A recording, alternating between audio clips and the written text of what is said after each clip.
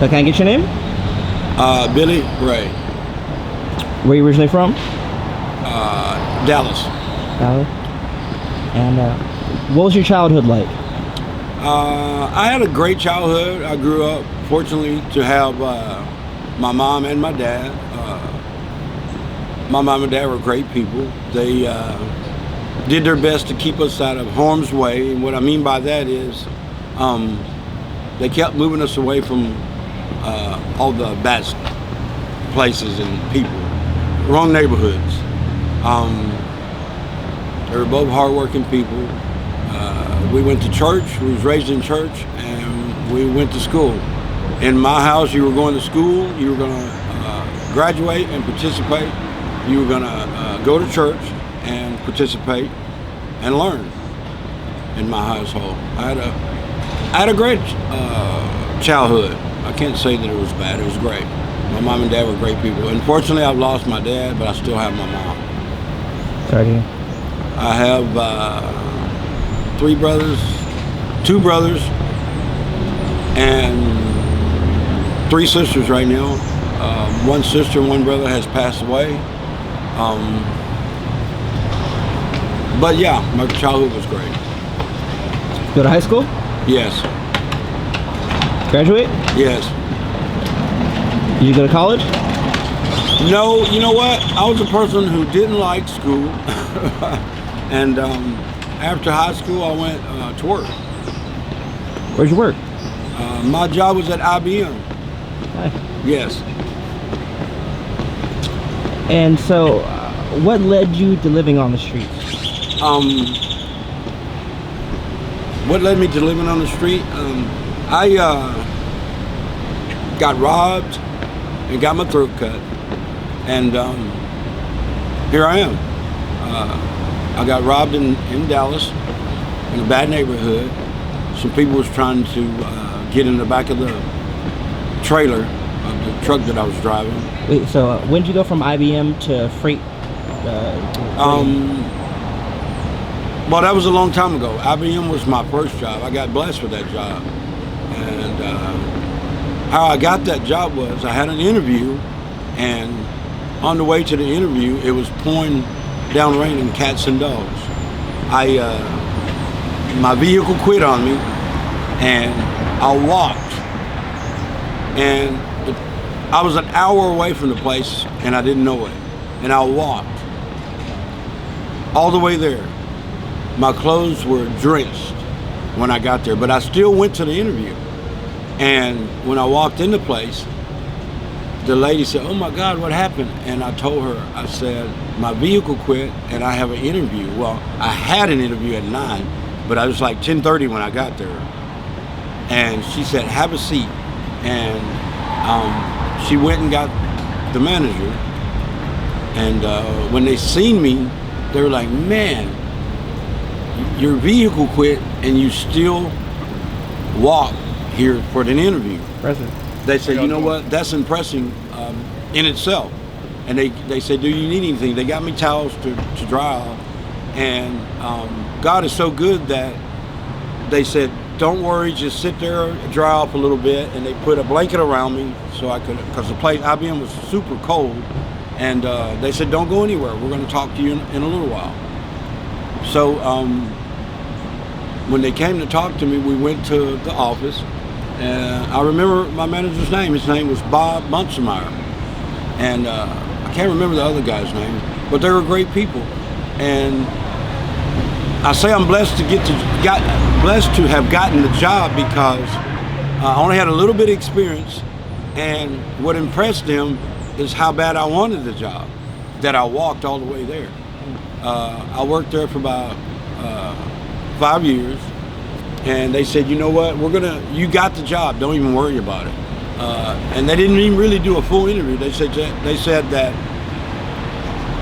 we like your, how would I say it, not tenacity, but how do you say it? They liked the way that I just walked there because I wanted the job. And they said, "You know what, you're hired." I worked there for about 5 years. Then from there, I was able to start my own landscaping business. And then I was able to start a new construction cleanup business. I ended up doing real well for a while, and I was still going to church, still a God-fearing person, but I hooked up with the wrong young lady, which I thought I loved, and I did, but it was just a bad relationship. It seemed like she turned into their exorcist when I wanted to go to church or even put money in the church. She didn't even want to go by the church, and that was kind of weird to me, and I still stayed with her. But to answer your question is, I had a few jobs before I ended up driving a truck. I did a bit in prison. That's why I lost my landscaping business and things like that. After that, I came out, and that's when I started driving the truck. Came out, that's what you went to prison for? For a murder case. If I could turn it all over right now, I would. If I could, give it back, I would, because that's not something that I wanted to do. It's something that I had to protect myself. Till this day, I still regret it. Till this day, I still hurt for the people that I hurt and lives that I hurt. I don't know. Can we move? Yeah, can we move from that one? Yeah. Okay, so you're driving the truck, right? Yeah. How long were you a truck driver? Probably. I had a couple different truck drivers, but actually for about 5.5, 6 years. Mm-hmm. This time I came from Los Angeles bringing a load to Dallas, and I dropped it in a bad neighborhood, South Dallas. So I didn't know much about South Dallas, but what I did is the company's closed, and you have to wait till the next morning to unload. Someone knocked on my door, and I don't answer because I don't know anybody. And why would somebody knock on my door at 4 in the morning? So I never answered. I looked out, didn't know the young lady that was knocking on my door. So I closed the curtain and lay back down. She knocks another 2 times, and I don't even get up and look out this time. And then it got very quiet, so I said, man, I wonder what's going on and who is that, or if she needs help. So I look out the truck side mirror, and there's people at the trailer. Not thinking that anything was going to happen, I get out of the truck and I go back there. I get jumped, I get robbed, and I get my throat cut and left for dead. I had to walk and try to hold my throat closed like this to make it to somewhere to call 911. I walked and found a train station, and I called 911 from the little emergency caller box. I didn't panic, but I was thinking that I wasn't going to make it and wondering if I really would. So when I called 911 and I was able to tell them what happened, they came and got me. First they passed me up, but they found me, and they rushed me to the hospital. Stayed in the hospital 2.5 months. I asked the nurse, one of the nurses, I grabbed her and asked her, was I going to make it? She turned her head and started to cry. And I grabbed her and I said, hey, I don't need that from you right now. I need to know if I'm going to make it. And you're supposed to be helping me. And she says, sir, I really don't know. So the doctor came and he says, I'm going to do the best I can. He says, I'm getting ready to put you to sleep, and we're going to do the best we can. Next thing I know, I woke up 2 days later in intensive care, and it freaked me out because I couldn't talk. I tried to talk to my nurse and I couldn't talk. So he gave me a pen and paper, and I gave him my family's, 3 of my family members' phone numbers to call, and he did that. And it was a blessing from God because, like I said, they didn't know if I was going to live, and it was a blessing to wake up. The people said that if I lived, I wouldn't be able to talk, and then they said if I talked, I would wear a trach for a long time. After the third day, I could talk with a trach, and after the third day, the next third day, they took the trach out, and I could talk. The detective was there when I couldn't talk, and I was writing everything down, and she left and went and got the camera pictures and brung them back, and I pointed the people out. And but can I tell you something? Till this day, they haven't found those people. And then I don't know where this came from. Well, I guess it came from my knowing of God and being raised by my parents. So when I was on the phone with 911, I remember saying, God, please forgive these people for what they just done to me. I was still upset after this, and I thought that I had gave it to God a couple times. I asked God to take it because, I couldn't handle it. But a couple times I went looking for the people, even though I didn't know exactly where to look, but that spot. But then finally I actually just gave it to God and hadn't even thought about going back and trying to find them and do something about it. Because God can do more than I can. And God won't go to prison, and God won't get in any trouble for it. He'll handle it the way He handles things. It's not my job to take somebody's life. It's not my job to take vengeance out of somebody. So I left Dallas and came to Austin for a better opportunity. People say you would have a better opportunity if you go to Austin, get all your credentials back, and you'll get a great job. Well, that hasn't happened yet. When did you come to Austin? I've been here 5 months. 5 months. There's a church called, I think it's on Trinity. I think it's called Trinity. They're helping me get my credentials back. They're paying for them. It's been sent off. We're just waiting on my birth certificate to come back, and then I'll be able to get my driver license and ID and all that back, and go back to work. But right now it's been rough. Being homeless. When I first seen homeless people, I actually thought the world was coming to an end because I didn't know anything about people being homeless or homelessness. And then all of a sudden, here I am. I'm not mad, and I'm not saying poor, pitiful me, but I asked God, how much more of this will I have to go through?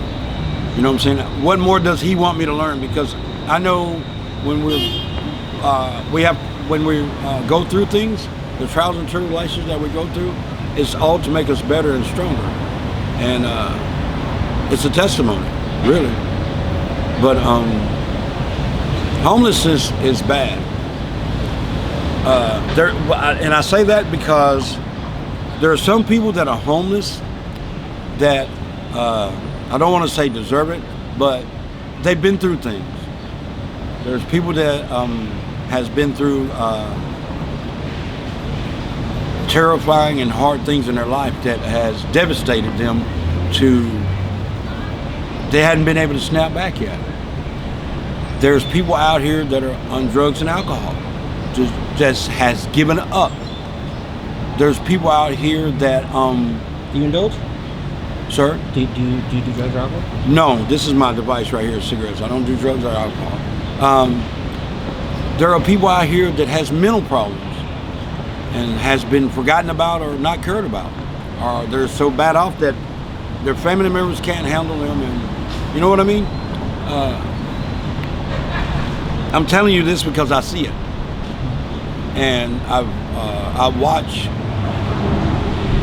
and stay away from the wrong things. But even the people that are supposed to help you, protect you, they're no good. There's cops out here that prey on the homeless, that abuse the homeless. There's people that are not homeless that come down and they shoot homeless with BB guns. They shoot people with paint guns. They take from the homeless, the ones that are weak, and the elderly. I've seen the elderly get robbed and beat up. There's a lot of bad stuff out here. I've seen just 2 days ago, 2 bicycle cops rode up on 6th and Natchez, and one bicycle cop hit the guy with his bike and then started saying, stop resisting, and then slammed him to the ground, steadily saying stop resisting, and the guy wasn't even doing anything. So it's bad. And there's people that don't see this, so they think the homeless are no good, or drug addicts, or nobody. We're considered nobody. We're considered trash by a lot of people. And we deserve this, and we don't want to do better. But there are people out here that are trying to get back on their feet. There are people out here that are trying, like me, I'm trying to get this. I wasn't raised this way. I wasn't raised to sleep outside. We went camping, fishing, and all that. My dad and mom, they took us all kinds of places, but we went back home. That's what I'm used to. I come and camp and go home, but now I'm out here, and I see these things. What would you need to be successful? What would I need to be successful?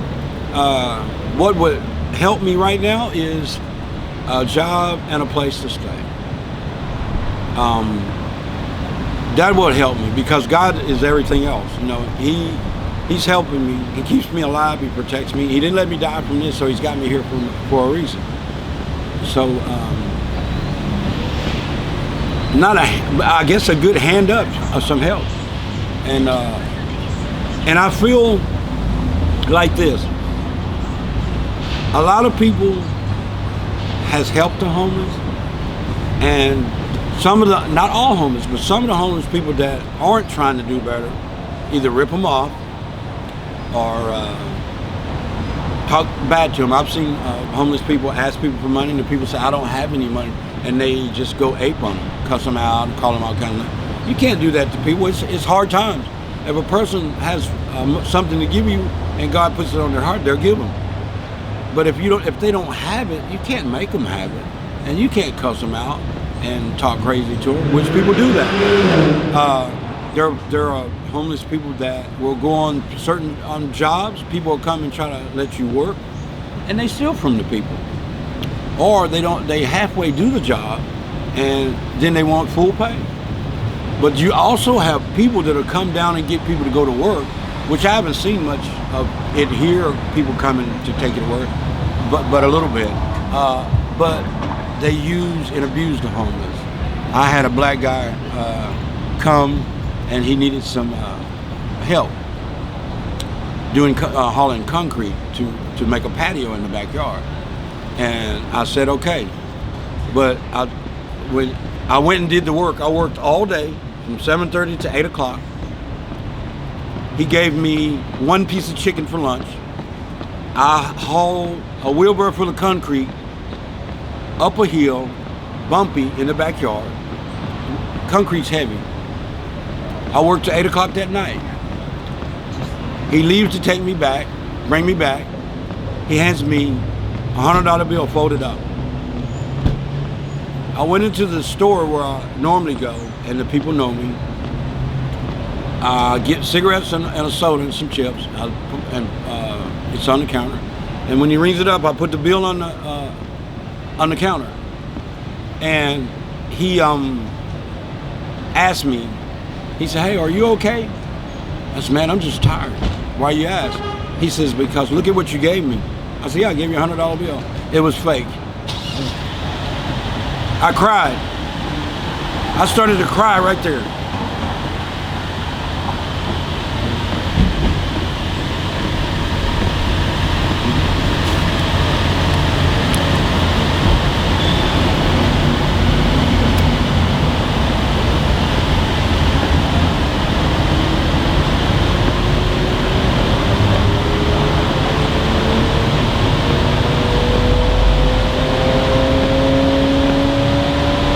They're having a conversation. Yeah.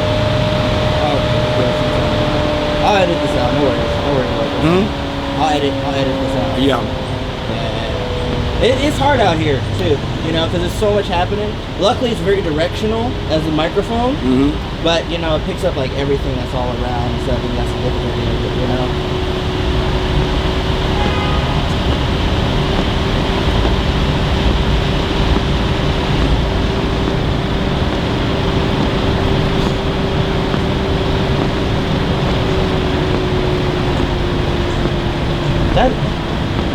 It bothers me that some people don't care. It does. It bothers a lot of us. I know. Yeah. It bothers a lot of us. It's would you want to go back into regular society? Would I what? Like go back into regular society? Like you're not too acclimated to, you're not too used to being on the street? Because some people that I encounter, they prefer to be on the street than to be in regular society. And you are right. But no, why would I want to?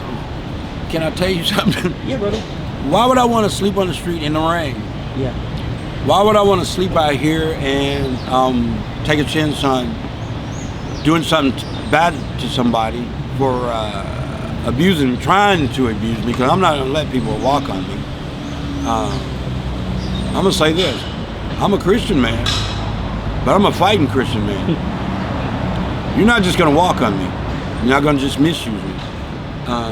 So no, yes, I want to get back into regular society, if there is a such thing as regular society, because the world is going crazy. But yes, no, you're right. There are people, I've heard people say, man, I like this. I don't owe nobody. I don't have to pay no bills. I don't have to pay water bill, light bill, rent, none of that. I think that's pretty goofy. I'm not one of those people. I wasn't raised that way. And no, I haven't lost my mind to the effect of where I want to be homeless. Having to go somewhere and take a shower, having to go somewhere and use the restroom. And I'm going to add this. I understand some of these business owners being upset and not wanting people around because people urinate and crap in their doorways, on their steps. That's not good. That's bad. Just because you're in this situation doesn't mean you have to misuse these people, even though they're misusing you. But back to what I was saying about that guy. 200, yeah. I started to cry when they told me my $100 bill was fake. I looked at it and it said production money on the back of it. I cried. They felt so bad for me they gave me my stuff for free. But I said, if I ever see this guy again, I'm gonna kill him. But I changed that, and I asked God to take care of it for me. I've never seen him no more. Never seen that truck again. But that hurt me to my heart that I would work all day long, and you lied to me and said you're gonna buy my lunch. One piece of chicken wasn't enough for all the work I was doing, and surely I didn't deserve to get a fake $100 bill. And I was so tired, I didn't look at it. It was folded up. I seen the $100. I said thank you, and I got out. And I was wondering why he sped off so fast. He just sped off. But I found out why. It was fake. So people abuse the homeless. Some of them work them and don't give them nothing. Or they work you and they tell you one price, you're gonna make $10, $12 an hour, and then when you finish working, they give you what they want to give you, and then say if you don't leave, they're gonna call the cops. And you already know what's gonna happen when they call the cops. You're the ones going to jail, or you're the ones gonna be in the trouble. So yeah, it's not good on the homeless. I mean, it's bad out here. So why would I want to stay out here? It's really bad. I see things that breaks my heart. When that cop pushed that dude with his bike and then they slung him to the ground, I wanted to get in it. I wanted to rip his head off. I'm just gonna be honest. That guy didn't deserve that. But then I said he did deserve it because he walks around and preys on people. He steals from people. He jumps on the weak. So maybe he did deserve it. I don't know. but actually I don't think he did. Not from them. Maybe it'll wake him up. I don't know, and he'll stop robbing people and stealing from people. But Is there anybody else you want to give a shout out to? Friends, family, relatives, anybody? you know what? My sisters and brothers will probably see this and go ape because I haven't talked to them in a while because the way I feel. I met this guy last night and I helped him. He couldn't get in his room, and I happened to have a portable charger. A young lady stole my phone and portable charger the other day, earlier in part of the week. She seemed so sweet. I had met her a few times, and I had a phone, and she said she would charge it for me while I do some other things, and she never came back. And then another lady here saw her and says, he's very upset and you need to give him his phone and portable charger back. And she's seen her with the portable charger. How you doing? And she took it from behind. And she took it from her. So she gave it back to me. And I met him last night, and he was walking around asking people if they could help him or find somewhere he could charge his phone for a little while. And I said, well, you know what? I have a portable charger if you have the wire. And I was able to help him. And he charged his phone, and he walked me to the store, and he bought me something to eat. You know, so that was God, because I was hungry. Sometimes you don't know where your next meal is coming from. And God, and if you're a God-fearing man and a believer, God shows up. But I got to say this too: there are a lot of Christian people that have a bad taste. Well, the word Christian have a bad taste in a lot of homeless people's mouth. I mean, yeah, have a bad taste in their mouth. And the reason why is, I gotta say it, they're not real Christians. Because they give you they'll tell you they're gonna help you. They give you the wrong phone number. They lie to you and give you all this hope, and they don't come through. And that breaks people's heart. That makes people not want to be a Christian. I've heard people say that. That make people not want to be a part of God or a believer, because they see what supposed to be Christians are acting like. You know what I mean? And I say that because I heard it and I've seen it. And then I got to say this: these shelters, they're worse than the cops in jails. If you want to help people, come down here yourself and help people. If God tells you to give someone money or food, give it to them, because God told you to do that. Don't worry about what they do with it. If they do the wrong thing with it, that's between them and God, right? If they lie to you and say they need money to eat with and they go buy drugs, that's not on you, that's on them, because they're going to be hungry if they go buy the drugs and if they lied to you. I told my little brother this a while back. I said, look, a guy he asked for money to get something to eat. My little brother said, no, you just want to get some alcohol with it. And I said, bro, don't do that. If God put it on your heart to give him money, it's not your business what they do with it. That's between him and God, because if he says he's hungry and he goes to buy alcohol, he's still going to be hungry. He lied to you, but you did what God said and gave him the money. So that's not our business. That's between them and their God.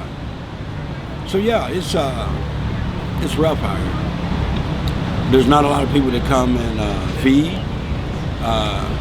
There's not a lot of people that come and give out things.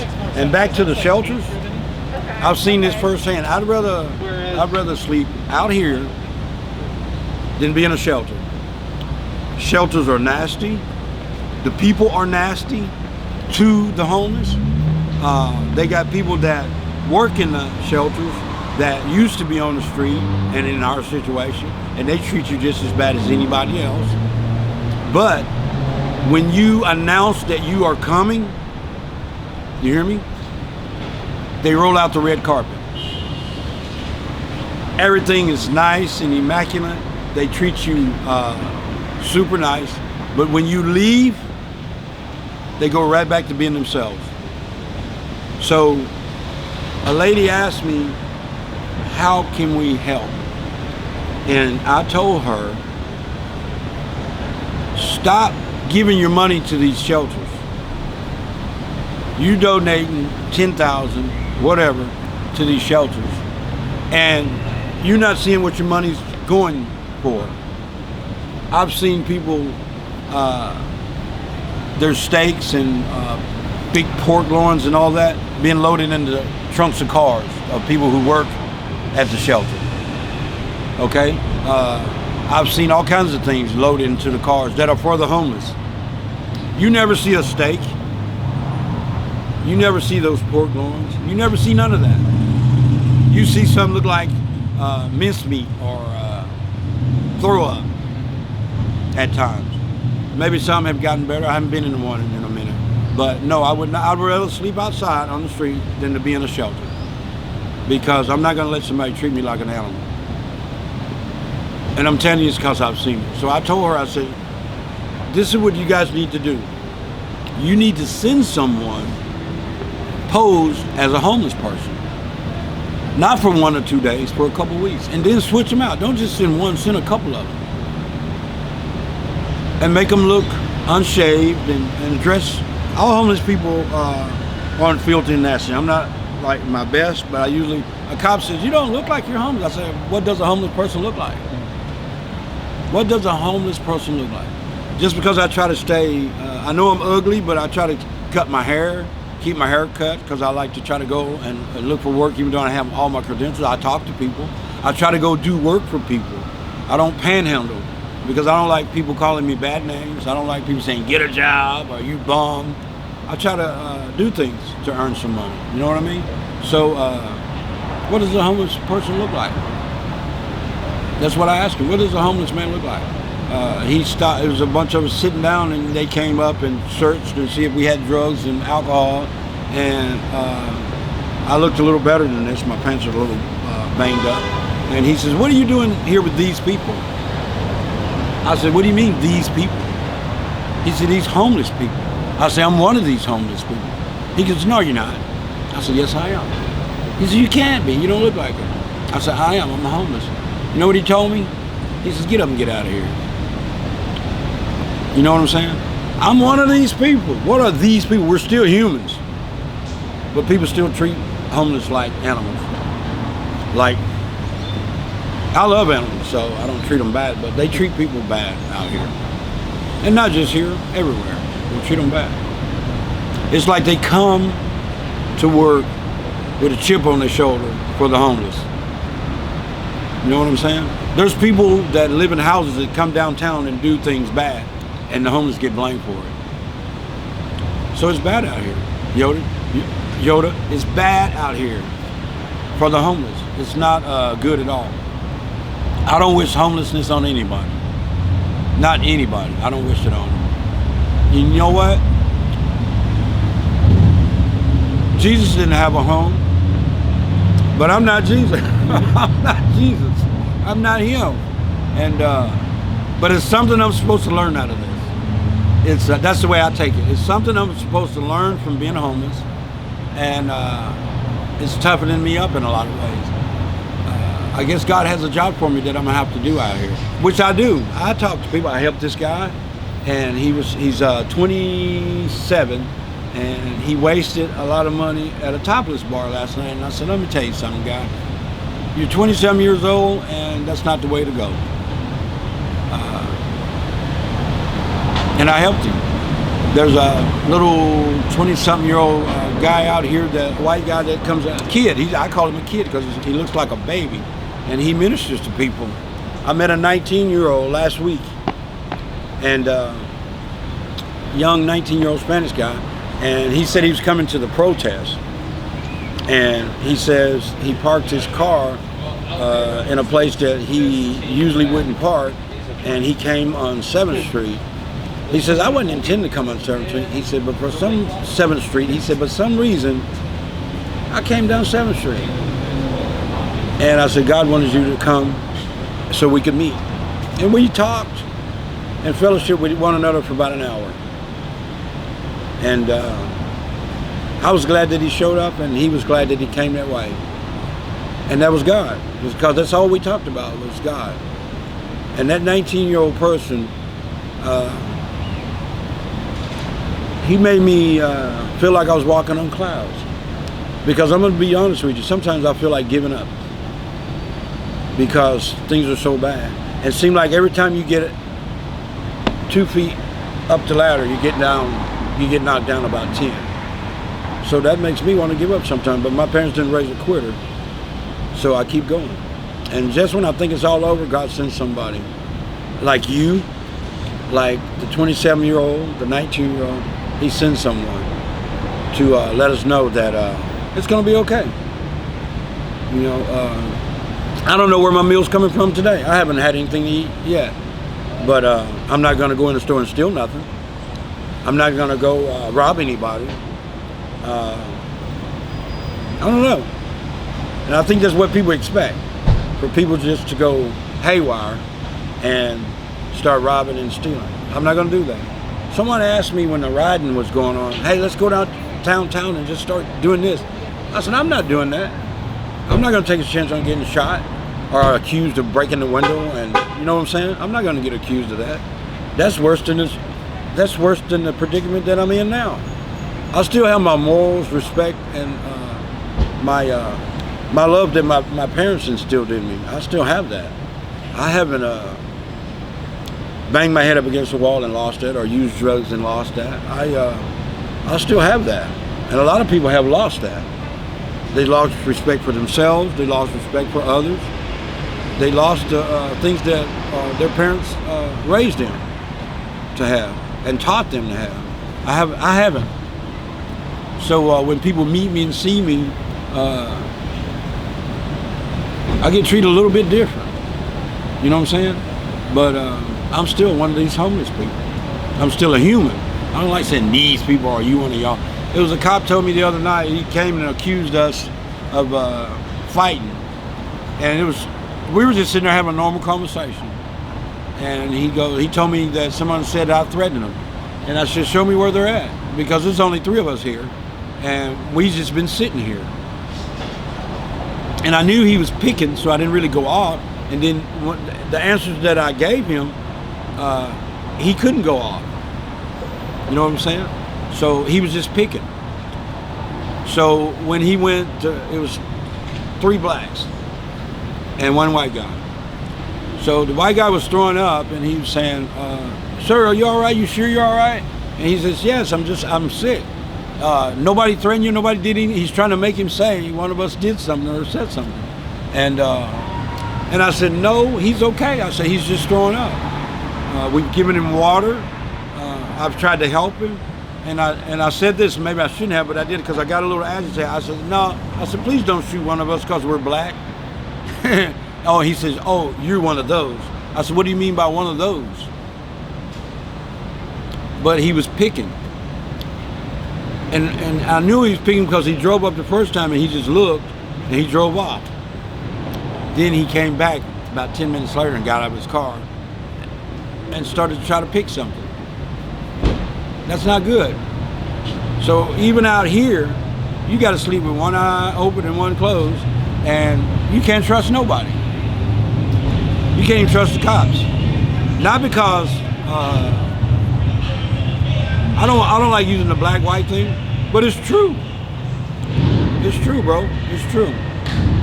Austin is very racist, just like other parts of Texas. Very racist. The people that are supposed to protect and serve, they're racist. Cops do bad things too.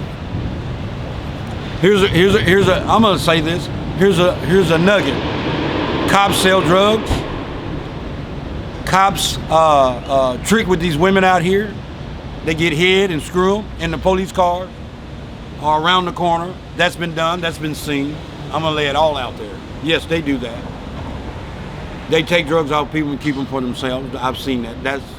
You didn't ask me all this. I'm telling the people out there what's going on out here. Cops do it too. Cops come and trick with these women out here. And you might as well say rape them. Sometimes they don't even pay them.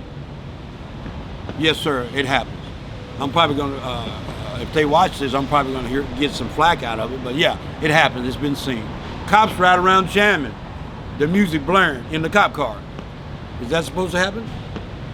No, they're doing that. Taxpayers' money. Riding around jamming.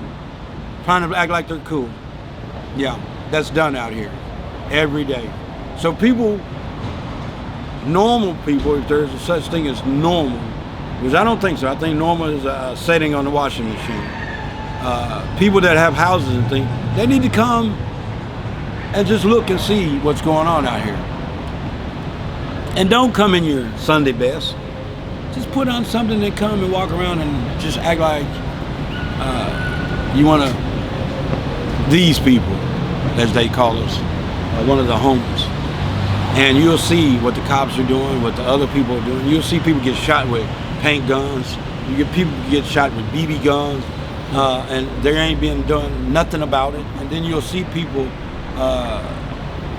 throwing eggs at the homeless people, picking on the old elderly homeless people because they don't really. They shoot things at the people that are strong and healthy, but they jump on the elderly. That goes on down here too, by people that are supposed to be regular people. Well, Ray, I want to thank you. Thank you for this interview. Yes, sir. And I always wish the best for you. And we'll Thank you. See if we can help you a little bit out here. And people out there listening, pray for us and come and see what goes on down here. Thank you. Thank you.